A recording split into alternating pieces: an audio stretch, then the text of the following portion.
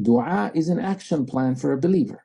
When you get up in the morning and make dua, oh Allah, give me piety, give me righteousness, right? Save me from deceiving others, save me from being deceived. It's also an action plan. I'm going to do something about it. So when you make dua, first of all, you have to make dua, and we do not make enough dua. I do not make enough dua. Despite the fact that I do, alhamdulillah, I do not make enough dua. We have to, but it also has to be an action plan. So we have to talk about Palestine.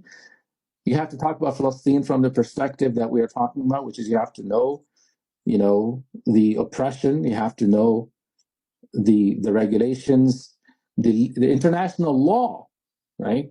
The international law that's being violated, we have to tell our children. But we also have to tell them about the law of Allah subhanahu wa ta'ala that is being violated. And we have to tell them about the promises of Allah that are being kept.